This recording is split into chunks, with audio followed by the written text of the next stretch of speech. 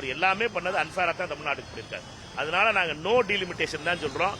No delimitation, no increase of seats தான் எங்களுடைய நிலை.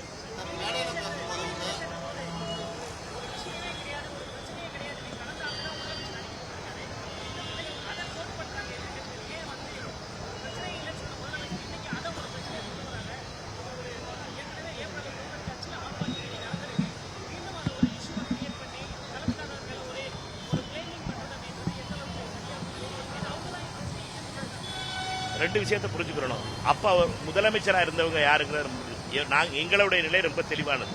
நாங்க தமிழ்நாட்டினுடைய சீட்ல வந்து பிஜேபி விளையாட பார்க்கணும். டீலிமிட்டேஷன் பேர்ல தமிழ்நாட்டினுடைய சீட்டை குறைக்க பார்த்துச்சு. நம்ம தொடர்ந்து கொடுத்த அழுத்தத்தின் காரணமாக கர்நாடகாவும் தெலுங்கானா முதலமைச்சர்களும் சென்னைக்கு வந்திருந்தாங்க. வந்து பழைய முன்னாள் முதலமைச்சர் திரு ஸ்டாலின் அவர்கள் கூட்டின கூட்டத்தில் அவர்களும் கலந்து கொண்டாங்க. நாங்க எங்களை பொறுத்த மட்டும் நிலையில காங்கிரஸ் என்னைக்கு மாறல. காங்கிரஸ் வந்து டீலிமிட்டேஷன் கூடாது. டீலிமிட்டேஷன் தமிழ்நாட்டுக்கு சவுத் இந்தியாவுக்கு எகென்ஸ்ட் ஆனது அப்படிங்கிறதுல நாங்க மாறவே இல்லை. அப்ப முதலமைச்சரா சித்தராமையா இருந்தாரு, ரேவந்த் ரெட்டி இருந்தாரு. அப்பவும் ஒரே பேச்சு தான், இப்பவும் ஒரே பேச்சு தான். யாரு பேச்சு மாத்துறாங்கிறத மேட்ரு. இப்ப நீங்க வந்து முதல்ல வந்து இது இஷ்யூ இல்லைன்னு சொன்னாங்க அப்படின்னு சொல்றீங்க. எப்பவுமே இந்த இஷ்யூவை பொறுத்த வரைக்கும் மத்திய அரசு சட்டத்தை மாற்றி கொண்டு வர்றதுங்கிறது கடைசி நிமிஷத்துல தான் கொண்டு வருது. அதுவும் அமித்ஷா வந்ததுக்கு அப்புறம் எந்த சட்டமுமே ரெகுலரா பப்ளிக் டொமைன்ல வைக்கிறது கிடையாது. காலையில இன்ட்ரோடியூஸ் பண்றாங்க, மத்தியானத்துக்கு மேல அதை பாஸ் பண்ணணுங்கிறாங்க. இதுதான் அமித்ஷாவுடைய மாடல். பாராளுமன்றத்தை ஒரு ஜோக் ஆக்கி வச்சிருக்காங்க அமித்ஷாவும் மோடியும் சேர்த்து. அதை எதிர்த்து தான் எங்களுடைய குரல் கொடுக்கிறோம். இது நியாயமில்லாத பேச்சு. திமுகவினுடைய நாடாளுமன்ற உறுப்பினர்கள் சொல்வது என்னன்னா, இப்பயே இதை பத்தி பேசணும். 3 நாளைக்குள்ள கொண்டு வர போறோம்னு எதிர்க்கட்சி தலைவரை வந்து ராகுல் காந்தி அவர்களை வந்து பாராளுமன்றத்துறையினுடைய அமைச்சர் திரு கிரண் ரிஜிஜு வந்து புதன்கிழமை சந்திச்சு கேட்டார். நாங்க டீலிமிட்டேஷனை கொண்டு வர போறோம், உங்களுடைய ஆதரவு வேணும். ராகுல் காந்தி அவர்கள் ரொம்ப தெளிவா சொல்லி அனுப்பிட்டார். டீலிமிட்டேஷனை நாங்க ஒத்துக்கிற மாட்டோம், இதற்கு எதிர்ப்பா நாங்க ஓட்டு போடுவோம் ரொம்ப தெளிவா சொல்லிட்டார்.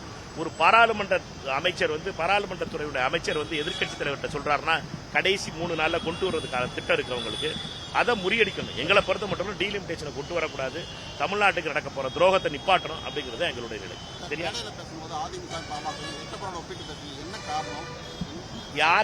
யாரெல்லாம் இந்த டீலிமிட்டேஷனுக்கு ஆதரவு கொடுக்குறாங்களோ அவர்கள் எல்லாம் எட்டப்பர்கள். ஏன்னா தமிழ்நாட்டினுடைய அதிகாரம் போயிடும், தமிழ்நாட்டுக்கு கிடைக்க வேண்டிய நியாயமான உரிமைகள் போயிடும். அவர்கள் எல்லாம் தமிழ்நாட்டுக்கு செய்யற எட்டப்பர் என்ன செஞ்சாருன்னு கேட்டீங்கன்னா, வீரபாண்டிய கட்டப்பனா காட்டி கொடுத்தாரு. யார்கிட்ட காட்டி கொடுத்தாரு? பிரிட்டிஷ் பிரபுக்கள்கிட்ட காட்டி கொடுத்தாரு. அந்த வேலையை இங்க இருக்க எட்டப்பர்கள், நவீன எட்டப்பர்கள் யாருன்னு கேட்டீங்கன்னா பாமகவும் அதிமுகவும். அவர்கள் முதல்ல அறிவிச்சுட்டாங்க, நாங்க டீலிமிட்டேஷனா மோடிஜி என்ன சொல்றாரோ எங்க ஜி சொல்றபடி தான் நாங்க நடப்போம் அப்படின்னு சொல்லிட்டாங்க. அதைத்தான் சொல்றேன். அவர்கள் வந்து இப்ப ஊரறிந்த எட்டப்பர்கள். அவர்கள் இப்ப ஊர் அறியாத எட்டப்பர்கள் சிலர் இருக்காங்க. அது ஓட்டு போட்ட உடனே உங்களுக்கு வந்து அந்த செய்தியை சொல்றேன். யார் அந்த ஊர் அறியாத ஊர்ல இன்னும் வந்து வெளியில காட்டிக்கிறாம நாங்க ஃபேர் டெலிமிட்டேஷன் போட்டுக்கிட்டு இருக்கவர்கள் யாருங்க தெரியணும். நம்மை பொறுத்த மட்டும் நம்ம திருப்பி கேட்கிறது தான், தமிழகத்தினுடைய ஒவ்வொரு வாக்காளரும் நம்பி ஓட்டளிச்சு நாடாளுமன்ற உறுப்பினர்கள் அனுப்பியிருக்காங்க.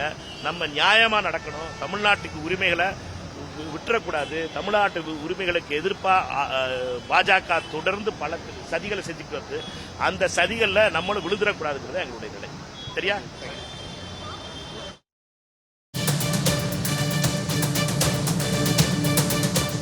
காங்கிரஸ் தலைவர் மாணிக்கம் தாக்கூர் செய்தியாளர்களை சந்தித்தார். நேரலையாக பார்த்தோம்.